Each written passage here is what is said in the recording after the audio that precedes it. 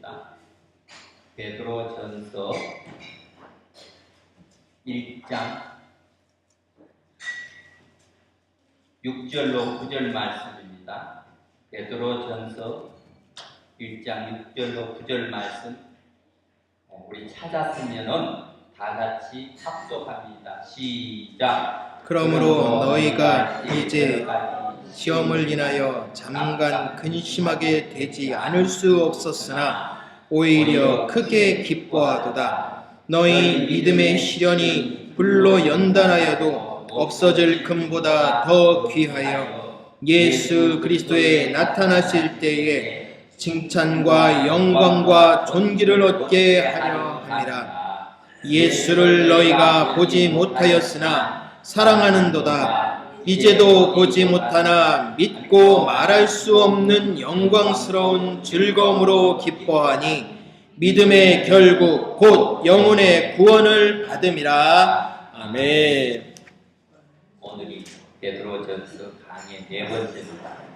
오늘 목사님 말씀 전할 때에 많은 은혜 받는 귀한 시간 되시기를 바랍니다.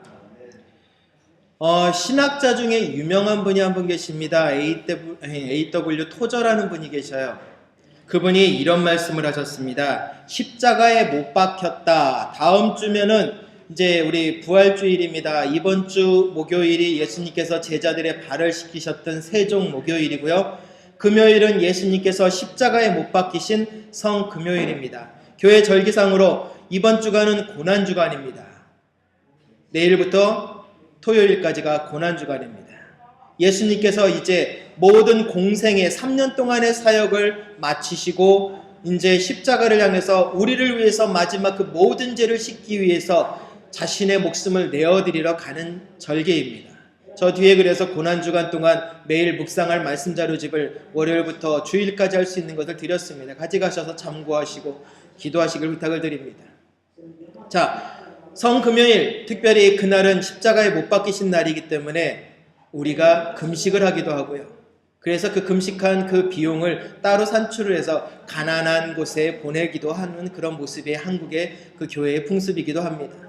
아무튼 고난주간 내가 하고 싶은 것, 사순절 원래 전체를 통하지만 다 이루질 못하기 때문에 고난주간만이라도 내가 하고 싶은 것, 내 욕심을 냈던 것, 내 이기적인 마음을 가졌던 모든 것들을 다 절제하고 다듬는 기간이기도 합니다. 그런데 이 A.W. 토저가 십자가에 못 박혔다라는 말을 한 뜻은 무엇이냐? 십자가에 못 박힌 사람은 한 곳만 볼 수밖에 없습니다. 저와 여러분은 지금 어떻습니까? 고개를 돌려보십시오. 그럼 뒤로 돌아볼 수 있습니다. 내 의지를 가지고 있기 때문에 마음 놓고 돌아봅니다. 그러나 십자가에 못 박힌 사람은 오직 한 곳만 바라본다라는 겁니다. 다시 말해서 십자가를 바라보는 사람에게는 후퇴가 없다는 이야기입니다. 저와 여러분의 인생 속에 후퇴는 없습니다. 그리고 또한 십자가에 매달린 사람은 자신의 계획도 없습니다. 왜입니까? 이미 십자가에 죽었는데 무슨 계획이 있습니까? 조금 있으면 저 십자가에서 피를 쏟고 물을 쏟고 다 죽을 것인데 그 다음 계획이 무엇이 있겠습니까? 죽는 것이 계획이다. 아니요. 당연히 일어나는 건 계획이라고 할 수가 없죠. 당연히 일어나지 않는 일을 우리는 꿈꾸고 있는 것이죠.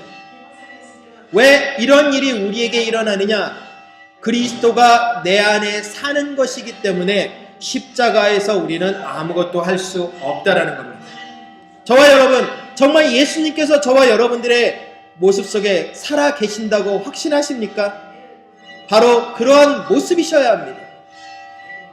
우리가 무엇을 하든지 드러나는 것은 예수님이기 때문에 저와 여러분은 철저하게 언제나 어디서나 그리스도인이 되셔야만 합니다.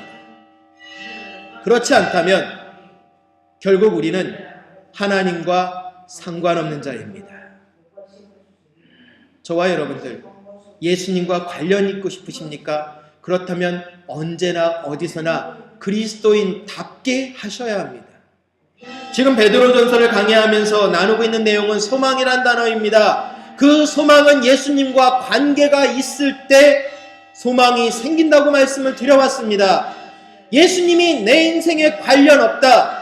단지 먹여주고 재워주고 입혀주고 남보다 좀 잘 살고 건강하고 축복이라고 우리가 외치고 있는 그것만 얻어내려고 한다면 실질적으로 예수님과 저와 여러분은 관련 없는 삶을 살고 있는 겁니다. 단지 우리가 잘 먹고 잘 사는 것을 바라려면 솔직하게 말씀을 드립니다. 산에 올라가서 돌 하나 놓고 비나이다 비나이도 잘 살아요. 목사님이 어떻게 그런 말씀하십니까? 예, 정성을 들이면 길이 열린다고 하지 않습니까? 그게 축복이 아닙니다. 그럼에도 불구하고 우리 크리스찬들은 점점 세상을 무엇으로 바꿔놨느냐? 잘 먹고 잘 살고 남보다 더 성장하고 떵떵거리는 것을 축복이라고 떠들기 시작을 했습니다. 예수님의 십자가에 함께 동참하겠노라는 말은 전혀 하지 않으면서 예수님의 십자가의 고난엔 동참하지 않겠다고 하면서 그저 잘 먹고 잘 살고 건강한 것이 복이다라고 외치기만 하고 있습니다. 그러다 보니 예수님과 우리는 상관없는 모습이 되어버렸다는 얘기입니다. 그러다 보니까 자연스럽게 소망이 이어질 수가 없습니다. 왜입니까? 건강하던 육신이 무너지면 소망이 없어집니다. 가지고 있던 돈이 다 사라집니다. 소망이 없어집니다. 소망이라는 것을 어디다 두셨냐는 얘기입니다. 예수님이 우리에게 하셨잖아요. 네 물질이 있는 곳에 네 마음이 있다. 결국 우리들의 소망은 하나님이었습니까? 물질이었습니까? 건강이었습니까? 환경이었습니까? 말은 하나님이었습니다라고 하지만 결국 우리가 흔들리는 건 하나님 때문에 흔들리십니까? 아닙니다. 저와 여러분이 흔들린 건 돈 때문에 흔들렸고 건강 때문에 흔들렸고 환경 때문에 흔들렸습니다. 사람과의 관계 때문에 흔들렸습니다. 결국 우리의 믿음은 올바로 세워지지 않았다라는 겁니다. 베드로는 이야기를 합니다. 어려움을 이겨낼 수 있다는 소망을 가져라. 그런데 문제는 어려움을 이겨낼 수 있다라는 이 소망을 갖기 위해서 저와 여러분들이 해야 할 일이 있습니다. 무엇이냐? 정말 예수님을 믿고 있느냐는 이야기입니다. 어려움에서 건져주실 분이라는 것을 믿고 계시느냐는 이야기입니다. 예, 믿습니다. 건져주셔야 합니다. 그런데 문제는 건져주십시오 해놓고 나서 물속에서 아무것도 안 하고 계신다면 어떻게 될까요? 허우적대야 그나마 물에 빠지지라도 않죠. 건져주실 거야 하고 가만히 있습니다. 그런 방법은 하나죠. 꼬르르르 가라앉습니다. 그런데요, 아세요? 모든 것을 포기하고 가만히 있으면 몸은 뜬다라는 겁니다. 저와 여러분들이 마지막까지 남아있는 그 자존심 때문에 결국은 물속에 가라앉는 거예요. 그러니까 어려움이 닥쳐와도 소망이 없을 수밖에 없습니다. 왜요? 내 머리, 내 지식이기 때문입니다. 진정한 하나님의 사랑은요, 죽는 줄 알면서도 동행하시는 거예요. 이 십자가에 못 박혀 죽을 걸 뻔히 알면서도 저와 여러분들을 사랑하면서 동행하시는 분이 하나님입니다. 그러나 우리는 어떻습니까? 내 이익에 조금이라도 손해만 오면 우리는 동행하는 걸 거절합니다. 비행기 타고 김포공항을 이륙했습니다. 제주공항에 내립니다. 올라탈 때는 같이 탔는데 나올 때는 달라진답니다. 불과 그 짧은 30분 사이에 서로 티격태격하면서 갈라진다라는 게 오늘날 젊은이들의 모습이래요. 아니겠지 하고 있습니다. 그런데 이혼 사례들을 보게 되면 요즘 젊은이들의 이혼 사례 아직 살아보지도 않았어요. 비행기 타고 신혼여행을 떠납니다. 신혼여행지 내리자마자 벌써 따로따로 짐을 챙기고 따로따로 방을 얻고 따로따로 돌아와서 결국은 끝낸답니다. 왜 그럴까요? 동행이라는 단어를 너무 쉽게 생각하기 때문입니다. 저와 여러분들, 예수님을 도대체 어느 정도로 사랑하십니까? 죽기까지 사랑합니다. 예, 말씀은 그렇게 하셨지만 그 어려운 상황 속에서 소망을 포기하지 않냐고 끝까지 가실 자신이 있느냐는 얘기입니다. 돈 다 잃어버려도 예수님 찾으시겠습니까? 건강이 완전히 다 잃어버리고 당장 내일 죽는다라는 그 확신을 가져도 오늘 예수님 때문에 웃어보실 자신 있으십니까? 어렵지 않습니까? 어렵다면 우리는 고민해봐야 합니다. 우리는 예수님을 믿을 때 무엇을 믿었는지 점검해 보아야 합니다. 바로 소망, 우리가 일어날 수 있는 근원입니다. 그러나 문제는 이 소망을 저와 여러분 어디에서 얻을 거냐라는 것입니다. 오늘 본문에서 두 가지를 우리는 지난주에 3주 동안의 내용 속에서 우리는 그것을 배웠습니다. 소망의 내용이 클수록 힘을 얻는다. 저와 여러분 소망이 크시길 바랍니다. 큰 소망을 가지시기 바랍니다. 처음부터 작게 소망을 가진 사람은요 결국은 거기서밖에 안 머물러요. 그러나 큰 소망을 가진 자는 지금 당장 내 앞에서 처리할 수 있는 일 하나부터 소중하게 생각합니다. 다시 말씀드립니다. 소망을 바로 요 앞에 있는 작은 것에 두는 사람은 그것에 만족합니다. 더 이상 발전하려고도 안 합니다. 변하려고도 안 합니다. 그냥 여기가 좋사오니 초막셋이나 짓고 삽시다 예수여 하고 외쳤던 베드로와 뭐가 다르냐는 얘기입니다. 그러나 큰 소망을 품은 자들은요 다릅니다. 지금 이것을 이겨내면 그 다음 것을 해낼 수 있다는 얘기입니다. 언젠가 힐링 캠프라는 것에 대해서 좀 한번 보게 됐어요. 차인표 씨가 나와서 하는 것을 보았습니다. 왜 그것을 보았느냐? 인터넷에서 온통 그 힐링 캠프 차인표 씨의 이야기를 너도나도 다 이야기하길래 도대체 뭐가 그리 대단한가 보고 있는데 아니라 다를까 그 사람은 공부의 방송에 나와서도 예수님을 증거하고 있는 것을 보면서 충격이었어요. 우리 정말 예수님을 그렇게 증거할 수 있을까? 근데 그분이 하는 얘기 중에 하나 와닿았던 게 그겁니다. 아예 안 하는 사람은 끝까지 못합니다. 그러나 하나 할 줄 아는 사람은 만 개도 할 수 있습니다. 철봉 앞에서 그 얘기를 하더라고요. 시도도 안 해보고 그저 먼 산 바라보면서 기도하면 감 떨어지겠지 하는 사람은 평생 가도 감 안 떨어진다는 얘기예요. 그러나 한 번 감나무를 흔들어 본 사람은 두 번 흔들게 되고 두 번 흔든 사람은 네 번 흔들고 네 번은 8번을 흔들고 이런 식으로 끊임없이 도전을 하기 때문에 결국은 철봉 위에 6개를 한 사람은 노력하면 7개가 되고 7개 하던 사람은 14개를 하게 된다는 이야기입니다. 다시 말해서 소망을 품은 자는 할 수 있다는 얘기입니다. 어떤 소망이요? 큰 소망을 품은 자요. 저와 여러분, 하나님은 저와 여러분을 크게 쓰고 싶어 하십니다. 그러나 문제는 여기 있습니다. 저와 여러분은 늘 안 된다는 생각을 가지고 있습니다. 왜일까요? 제일 먼저 한 가지를 외칩니다. 환경 탓을 합니다. 내가 남편만 잘 만났어도 아내만 잘 만났어도 내가 돈만 있었어 봐라. 내가 건강만 했어 봐라. 이 말 우리 다 씁니다. 그러나 아십니까? 그 말을 불평하지 않고 되돌릴 수 있는 힘도 우리 안에 있다라는 말씀이에요. 내 마음과 모든 행동들을 변화시키는 것 결국은 내 안에서 일어나는 일입니다. 다른 사람이 아무리 좋은 말해도 소용없어요. 왜 소용없습니까?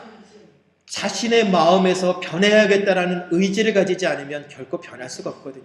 철봉을 보면서 도저히 오를 수 없다고 외치면 오를 수 없는 사람입니다.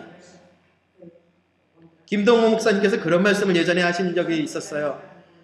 팔굽혀펴기, 건강 때문에 팔굽혀펴기를 해야 되는데 하나도 못 하셨답니다. 잇몸 일으키기도 마찬가지고. 그런데 건강 때문에 하려고 하는데 그렇게 땀을 흘리면서 하셨대요. 하나 하는데 그렇게 힘들더라는 겁니다. 그런데 1년이 지나고 나니까 30개 하는 거는요 그냥 수월하다라는 거예요. 팔굽혀펴기 30개 거뜬히 하시고요. 윗몸 일으키기 30개 거뜬히 하시더라는 거죠. 그 이야기를 들으면서 그 생각을 했습니다. 얼마만큼 우리는 포기하지 않을 것인가. 소망이라는 단어에는 기필코 하나가 따라갑니다. 인내할 줄 알아야 됩니다. 대부분 많은 사람들 인내할 줄 모릅니다. 하나님의 뜻이 어디 있습니까? 라고 소리 지르기 바쁘지 하나님이 기다려라 할 때 기다리는 것을 너무나 못한다라는 겁니다. 그러다 보니까 소망이 반드시 이루어진다라는 확신마저도 흔들리고 있다라는 거예요.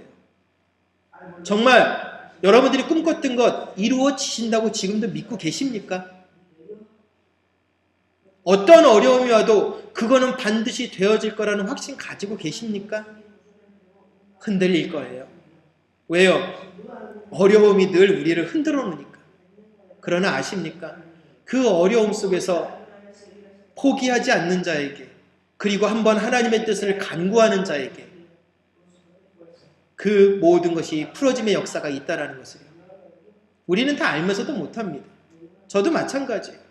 분명히 하나님께서 이 일을 통해서 무엇인가를 원하시는데 그것이 무엇일까 기도할 때는 그것을 압니다. 그러나 막상 현장에 내려가면요, 삶의 환경 속에 내려가면 그 기도했던 내용하고 너무나 달라져요.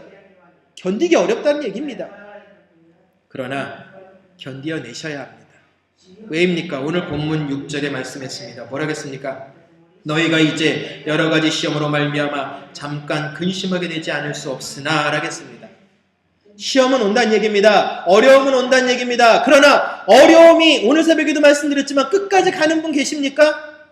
태어났을 때 어려움 지금 가지고 계십니까?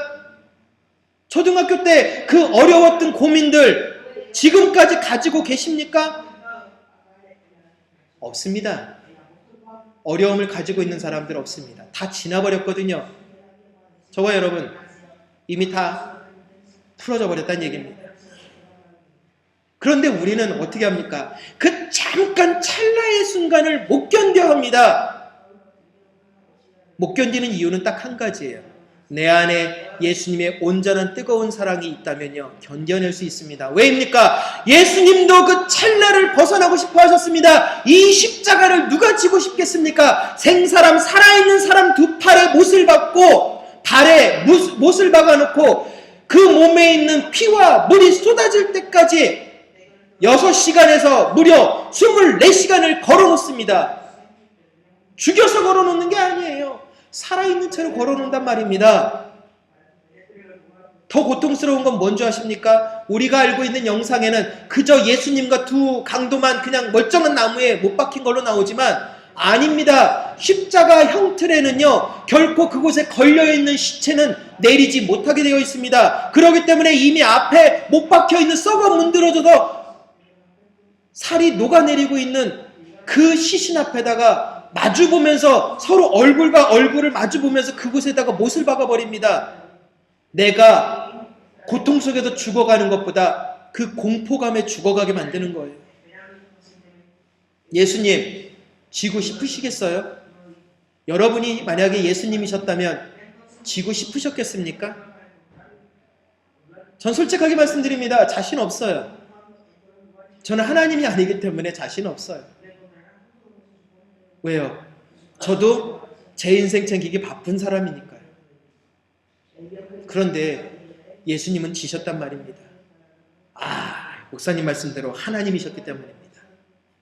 아니요. 예수님 완전한 인간이셨잖아요, 또한.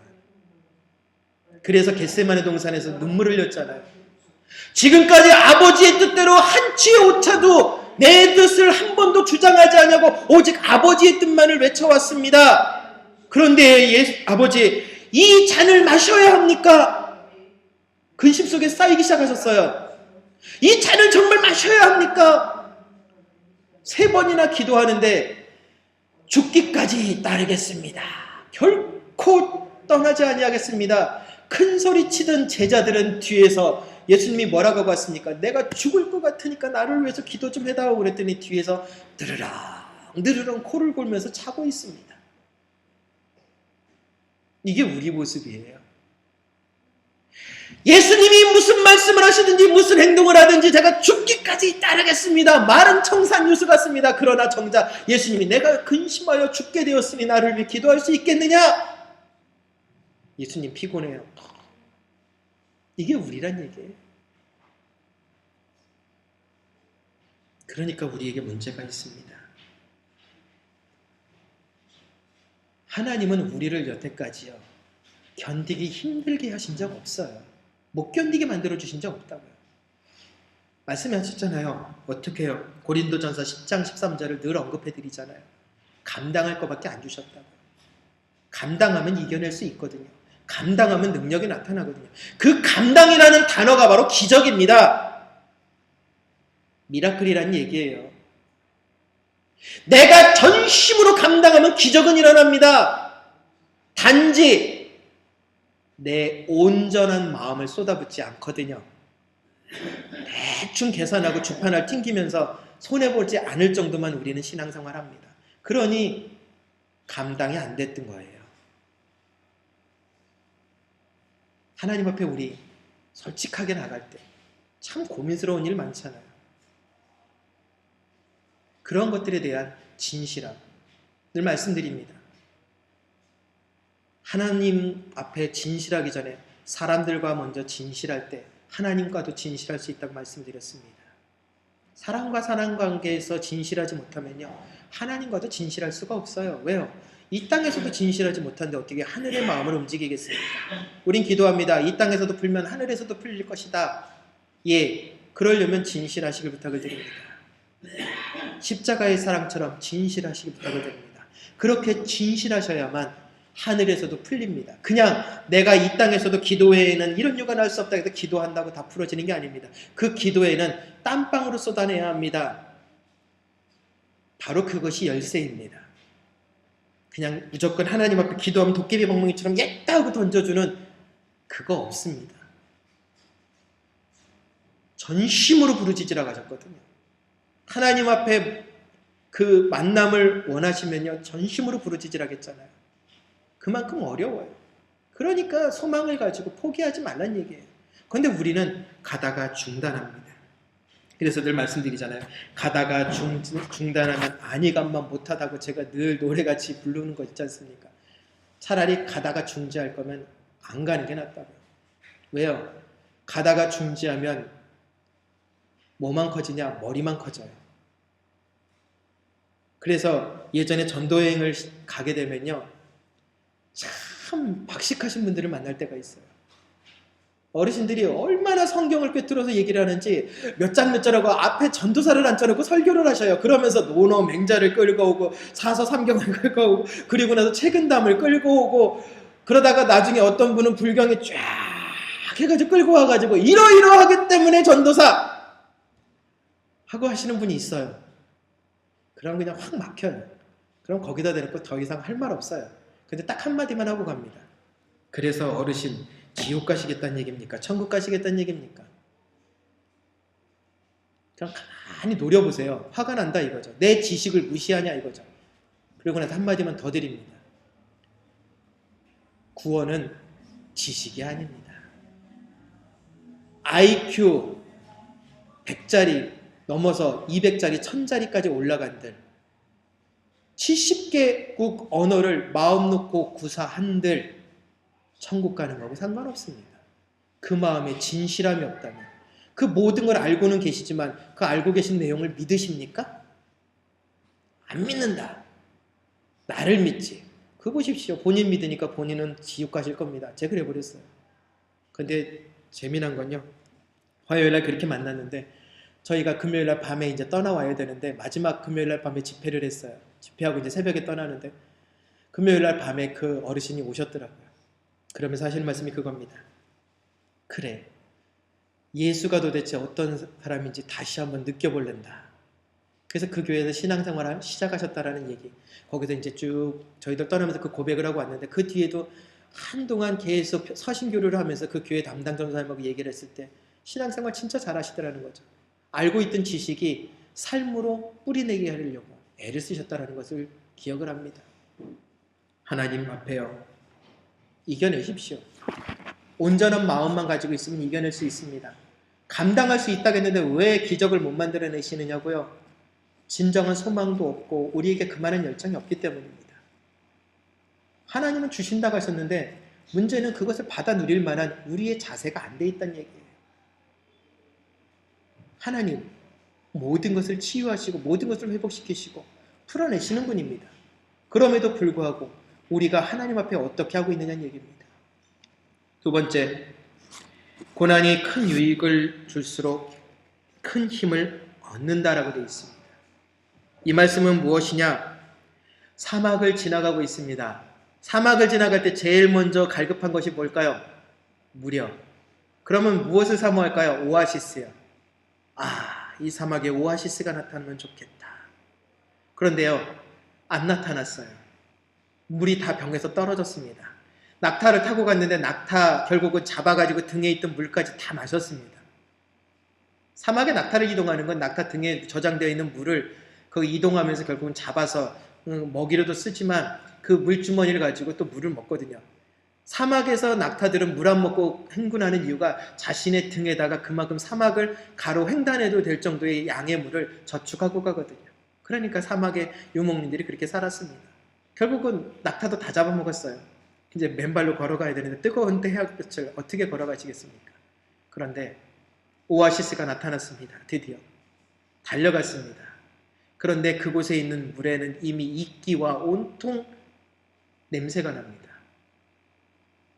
드시겠습니까? 안 드시겠습니까? 당연히 맛있죠. 그 물도 맛있다는 얘기입니다. 왜입니까? 어렵고 힘든 상황 속에서 환경으로는 도저히 못 마실 것 같으나 상황으로는 그것이 나에게 살려내는 생명수이기 때문이죠. 그것을 입에 넣었을 때 단지 우리의 생각일 뿐입니다. 더 쉽게 풀어드리겠습니다. 원효대사를 생각하시면 됩니다. 간밤에 자고 있는데 갈증난다. 옆에 뭐 죽고 나서 뻘꺽뻘꺽 마셨더니 왜 이렇게 맛있냐? 야, 이런 물은 세상에 태어나서 처음 먹어본다고 또 잤습니다. 다음날 아침에 일어나서 딱 봤더니 어디 자고 있다고요? 무덤가요. 해골바가지, 그 무덤가에서 해골바가지에 담겨있던 고여있던 물입니다. 왜 위에 끓으면서 그냥 막 난리치다가 탁 깨달았습니다. 그 사람이 인도로 경을 얻으러 가던 과정이었습니다. 깨달음. 그러다 거기서 되돌아가 버려요. 왜요? 이 물 하나 보면서도 마음을 다스리지 못하는 내 자신이 무엇을 깨닫겠느냐는 얘기예요. 우리 신앙적으로 해보겠습니다. 하나님 앞에 모든 상황과 현상은 하나님께 달려있다고 우리는 이야기를 하면서 요거 자체가 환경이 바뀌었다고 우리는 그것을 가지고 웩 하면서 토하고 있는 그거하고 뭐가 다르냐는 얘기입니다. 훈련을 받아야 된다는 걸 너무나 잘 알고 있음에도 불구하고 우리는 그 훈련을 견뎌내기를 버거워합니다. 왜 그럴까요? 그저 형통케 되어지고 잘 살고 아무 문제 없는 것만 우리는 무조건 하나님의 축복이라고 생각합니다. 그건 축복 아니라고 말씀드렸습니다. 오히려 그러면 그럴수록 신앙은 더 나태해집니다. 하나님께로부터 멀어질 수밖에 없다라는 거예요. 7절에 말씀하십니다. 너희 믿음의 확실함은 이야기를 합니다. 어떻게 해요? 불로 연단하여도 없어질 금보다 더 귀하다겠습니다. 저와 여러분 확실한 믿음 가지고 계십니까? 불 속에 들어가도 살아남을 자신이 있으십니까? 사람이 죽으면 몸에 다 사리가 나온대요. 불교 거기에서 마지막 열반에 들어가기 때문에 그곳에서만 사리가 나오는 게 아니라 사람들의 몸에 다들 그 고통과 어떤 아픔 속에서 맺어지는 그런 것들이 있답니다. 자, 주먹만한 돌덩어리에 그것이 사리가 나온다고 하면, 용어를 그렇게 써서 죄송하지만 아무튼 그런 게 나온다고 하면 그게 우리 믿음으로 한번 따져보겠습니다. 그만한 것이 내가 죽고 나서 나왔다. 그럼 그게 믿음의 강함일까요? 차라리 눈에 보이면 좋잖아요, 그렇게. 근데 우리의 믿음은 보여질 수가 없잖아요. 보여지는 방법은 뭘까요? 나로 인해서 다른 사람들이 어떤 영향을 받고 있는가를 보시라는 겁니다. 내가 믿음의 사람이면 다른 사람들은 분명히 나로 인해서 아름다운 믿음의 영향력을 받을 것이고요. 내가 믿음이 없으면 다른 사람 역시 믿음이 없는 영향력을 받게 됩니다. 특별히 그것을 가장 영향력 받는 것은 부모가 자식에게 보여주는 모습입니다. 이건 어쩔 수 없더라고요.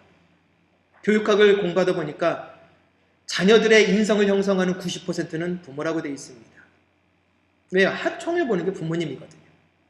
근데 우리는 예수님을 따르면서 아버지를 하나님, 아버지 하고 부모님이라고 합니다. 그런데 문제는 하나님께 수만 가지를 보고 배웠음에도 불구하고 그 모습이 우리에게 없습니다. 그렇다면 우리는 하나님의 자녀입니까? 사단의 자녀입니까? 고민해 봐야 합니다. 믿음의 확실함, 두 가지 의미를 우리에게 주고 있습니다. 무엇입니까? 여러 가지 시험을 통해서 믿음이 있는지 없는지를 하나님은 점검하신다는 얘기입니다. 저와 여러분들이 견뎌내시면 그 믿음 가운데 들어가는 거고요. 그리고 두 번째, 시험을 통해 믿음의 연단을 받아 더욱 순수하고 귀하게 되어지라는 얘기입니다. 왜 연단을 시키시냐고요? 불순물 때문입니다. 왜 금을 24번이나 불 속에 집어넣을까요? 왜 24K가 돼버렸을까요? 24번을 집어넣어야 불순물이 완전히 제거되어져서 99.99%의 순금이 된다고 하니까 24번을 집어넣은 겁니다. 18번 집어넣으면 99.99% 아니에요. 24번을 집어넣어야 합니다. 더 집어넣어도 거기선 변화는 없답니다. 그래서 우리가 24K 금을 좋아하는 이유가 거기 있는 거잖아요. 깨끗하니까. 바로 하나님은 우리를 그렇게 연단시키기 위해서 때로는 그런 고통을 주신다는 겁니다. 그런데 우리는 더 순수해지기보다는 더 마음이 완악해지기 바빠요. 그건 왜입니까? 모든 것을 감사가 아니라 불평으로 받아들이기 때문입니다. 고난은 기억하시기 부탁을 드립니다. 믿음을 연단시키는 도구입니다. 자, 헬스클럽에서 트레이너가 몸을 만들기 위해서 조정을 해주잖아요. 한국에서 예전에 군대 갔다 와서 좀 몸이 좀 부푼 적이 있었어요. 그래서 헬스장을 다니면서 이제 운동을 한 적이 있었습니다. 그랬더니 처음에 혼자서 막 하고 있는데 옆에서 누가 와가지고 그건 그게 아닙니다. 그래서 아이 저 혼자 하게 두세요. 그런 식으로 할 반 나가세요. 그래서 누구세요? 그랬더니 저기 트레이너입니다. 아 예 그러십니까? 근데 왜 제 마음대로 하면 안 됩니까? 그렇게 하면 몸 고장납니다. 그때부터 이기기에는 이 자세로 요 모양으로 이렇게 하셔야 됩니다. 그렇게 해서 6개월간 됐더니 몸이 만들어지긴 만들어지더라고요. 정말로요. 왜요? 시키는 대로 하니까. 그런데 그 사람이 시킨 대로 하면은 진짜 불편해요. 왜 불편한 줄 아세요? 그냥 덤벨 하나 들 때 이렇게 들면 저는 편하거든요. 근데 그 사람은 절대 그렇게 들면 못 망가진다고 어떻게 되냐? 딱 가슴 앞에 딱 붙이고 꼭 요렇게 들라고 시켜요. 요렇게 들면 10개 들으면 막 힘들어요. 근데 요렇게 들면 50개도 그냥 들어요. 내 편한 대로 하면 빨리 늘 것 같은데 아니요. 오히려 몸 망가지는 거예요. 바로 고난은 그겁니다. 저와 여러분들에게 하나님이 그렇게 훈련시켜주고 만들어내기 위한 몸이라고 생각을 하시길 부탁을 드립니다.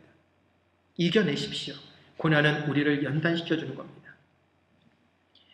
아주 오래전에 있었던 120일이라는 영화도 있었지만 어떤 하반신 마비가 된 사람이 있습니다. 암벽 등반하던 사람인데 그만 그곳에서 떨어져가지고 높은 곳에서 떨어져서 했는데 하반신이 마비가 돼서 하반신이 절단했어요. 그런데 이 사람이 다시금 약 1000m, 3200피트 정도 나가면 1000m가 된대요. 이것을 단 두 손으로 올라갔습니다. 믿어지세요? 두 손과 두 발로 해도 못 올라가는 암벽을 두 손으로만 올라갔다고요. 물론 한 사람의 도움이 있었습니다. 앞선 사람이 먼저 자위를 박아놓고 로프를 주면 그거를 의지해서 몸에 다시 하고 그리고 나서 그 손으로 계속 따라 올라갔습니다. 손 붙잡고 올라간 게 아니에요. 그것도 다 자기의 혼자 힘으로 단지 떨어지지 않는 안전장치만 앞선 사람이 만들어줬을 뿐이에요. 그런데 이 사람이요 기자들하고 인터뷰를 하는데 그 얘기를 했답니다. 어떻게 그렇게 큰 곳을 오르셨습니까? 근데 이 사람의 말은 딱 하나입니다. 그저 6인치만 올라가면 됩니다. 무슨 말씀인지 아시겠어요? 단지 내 손을 내딛어서 요만큼만 갔을 뿐입니다 라는 거예요. 믿음의 도전은요 하나님이 우리에게 원하시는 건 단순간에 띡 뛰어넘는 그것을 원하시는 것이 아니라 네 앞에 있는 그 자그마한 하나에도 정성을 기울이고 있느냐 온전히 거기에 매달리고 있느냐를 물으시는 거예요. 이 6인치 짧은 것을 올라가고 있느냐고 묻고 계신 거예요. 그런데 우리는 어떻게 합니까? 하나님 초능력을 주셔서 붕 뛰어가지고 1000m 그냥 꽁충 뛰어넘게 해주소서. 그러니까 문제가 생기는 겁니다. 저와 여러분 하나님을 진심으로 사랑하게 되면요 어려움을 이겨내게 돼요. 불평을 안 하게 됩니다. 왜요? 하나님이 나를 사랑해 주시고 책임져 주신다는 걸 알고 있기 때문에. 그러나 내 마음에 하나님의 사랑이 없으면 원망과 불평이 제일 먼저 쏟아지신다는 걸 꼭 기억하시기 부탁을 드립니다. 요한복음 20장 29절에 이렇게 말씀합니다. 너는 나를 본고로 믿느냐 보지 못하고 믿는 자들은 복되도다 라고 했습니다. 하나님을 사랑하는 자, 예수님을 사랑하는 자, 정말 예수님을 보지 않고도 따라야 합니다. 예수님을 보지 않고도 따라간다는 건 무엇입니까? 매일매일 삶 속에서 내가 내 안에 살고 있는 예수님을 인정하고 살라는 얘기입니다. 아까 처음에 A.W. 토저라는 그 신학자의 말을 인용해드렸습니다. 내 안에 예수님이 살고 있는데 어찌 내가 딴 생각을 하겠느냐는 이야기입니다. 갈라디아서에 있는 말씀, 빌립보서에 있는 말씀 우리는 정말 열심히 외우고 있고 암송하고 있고 소리 지릅니다. 뭐라고요? 내 안에 사는 이 예수 그리스도니 나의 죽음도 유익합니다. 이제 내가 사는 것은 내 안에 그리스도이므로 내가 그리스도를 위해서 영원히 살리라. 그런데 문제는 이 예수님을 위해서 우리 살고 있느냐고요. 나의 욕심과 나의 환경을 위해서 너무나 많은 것을 투자하지 정작 드러나는 예수님은 없습니다. 그러면서도 우리는 이야기를 합니다. 이게 바로 문제라는 거죠. 그래서 베드로는 오늘 8절 9절에 이렇게 말합니다. 예수를 너희가 보지 못하였으나 사랑하는도다. 이제도 보지 못하나 믿고 말할 수 없는 영광스러운 즐거움으로 기뻐하니 믿음의 결국 곧 영혼의 구원을 받음이다. 예수님을 믿으면 구원 받죠. 그것을 위해서 우리는 소망을 갖고 있는 거고 지금 많은 어려움을 이겨내고 있습니다. 그러나 가장 큰 것은 이 안에 예수님이 있다면요. 언제나 어디서나 그리스도인입니다. 자, 예수님 얼굴을 하시고 다니셔야죠. 내 안에 사시는 예수님의 언어를 사용하셔야죠.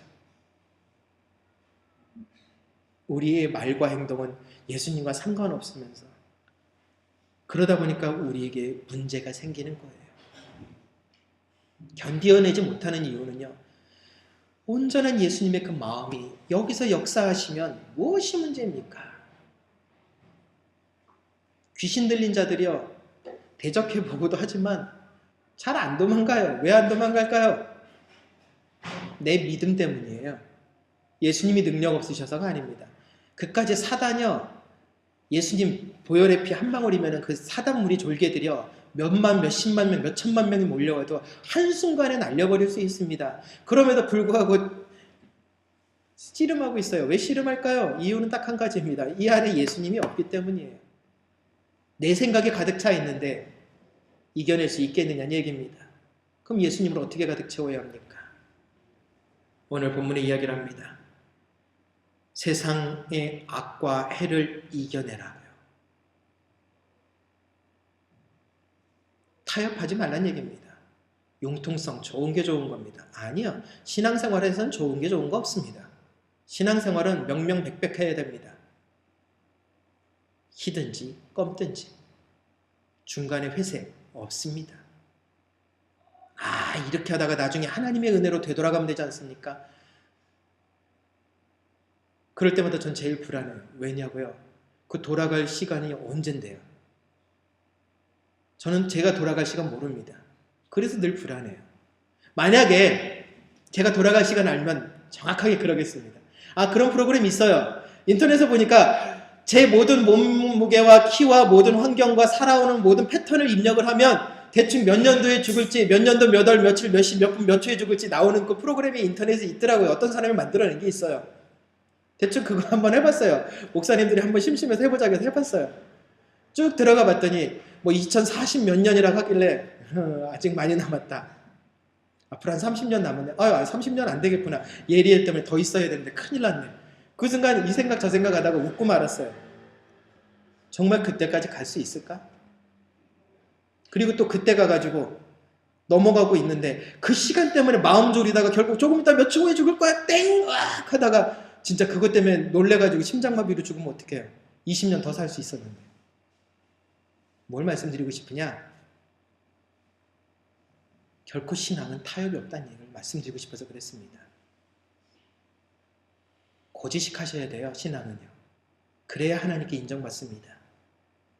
감당할 수 있게 해주셨던 이유는요. 순수했기 때문에 감당할 수 있었던 거예요. 왜요? 예수님이 다 해결해 주실 거라는 걸 알고 난 그 예수님의 뜻대로 순종만 했기 때문에 그게 감당의 역사가 일어났던 거지.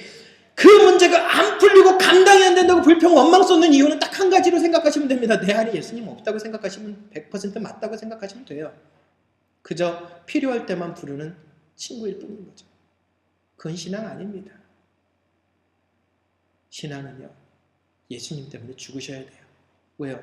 예수님도 저와 여러분들 때문에 죽으셨는데 그거 하나 못 해드린다면 우리는 이기적인 사람이죠.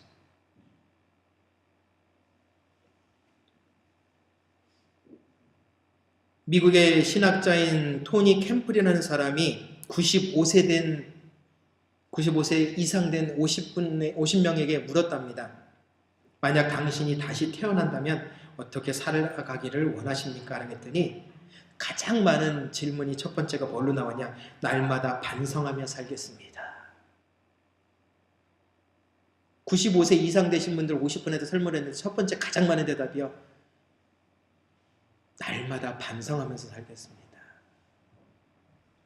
그 두 번째 나왔던 것은 무엇이냐? 이제 다시 산다면 용기 있는 삶을 살겠습니다. 그동안 눈앞의 이익을 위해서 양심을 버리고 불의와 타협했던 그 자신의 어리석음과 진실을 말할 용기가 없었고 외면했던 그 모습을 이제는 버리겠습니다. 정말 십자가를 제대로 증거하는 삶을 살고 싶습니다. 마지막 세 번째, 죽은 후에도 무언가 남는 삶을 살겠습니다. 사람은 죽어서 이름을 남긴다고 했는데 죽어서 예수님의 사람이었는지 헷갈린 것이 아니라 정말 저 사람은 예수님의 사람이었다.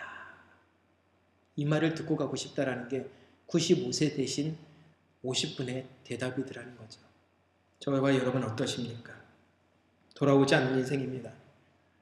후회할 필요도 없습니다. 그러나 앞으로 소망을 후회해서는 안 되지 않습니까? 이미 지나온 거 후회한들 바뀌시는 거 있으세요? 없습니다. 그렇다면 지나온 것을 후회하지 않으려면 앞으로의 소망을 제대로 방향을 잡고 방향키를 다시금 조정하자는 얘기입니다. 미국 작가 로버트 풀검이라는 사람이 이런 말을 했습니다. 꿈이 현실보다 강력하며 희망이 항상 어려움을 극복해준다. 꿈이 현실보다 강하답니다. 그리고 뭐요? 희망은요 항상 어려움을 이겨내준답니다. 저와 여러분들이 예수님을 믿는다 합니다. 소망이 있다고 이야기를 합니다. 그러나 그 모든 것을 상황이 닥쳤을 때 그때 비로소 하나님은 그것을 확인하고자 그 상황을 주신 거라고 생각하시길 부탁을 드립니다. 거기서 이겨내셔야 합니다. 거기서 주저앉으면 더 이상 아무것도 이뤄낼 수가 없습니다. 오늘 베드로는 우리에게 이야기를 합니다. 근심 지나가 버리는 거라고 이야기를 했습니다. 그럼에도 불구하고 그 근심 속에서 우리는 가지고 있는 믿음의 모든 밑바닥을 보고 있다는 얘기입니다. 가득 차 있는 믿음의 생수의 강을 보여줘야죠. 말라 비틀어진 강바닥을 보여줘서는 안 되지 않겠습니까? 소망을 품으시기 바랍니다. 그러나 그 소망이 진정 예수 그리스도의 소망이 되시길 바랍니다. 언제나 어디서나의 그리스도인의 소망이 되시길 바랍니다. 그렇게 될 때 내일부터 시작되어지는 고난주간 일주일 정말 예수님을 위해서 어떻게 살아야 될까 다시금 생각할 수 있는 기회가 되어질 것입니다. 이 기회를 통해서 우리의 신앙 다시 한번 변할 수 있는 은혜를 누리시기를 부탁을 드립니다. 거룩하신 하나님 감사합니다. 우리들의 마음과 생각을 드립니다. 우리들의 영혼을 드립니다. 거룩하신 말씀과 능력 앞에 모든 것을 맡기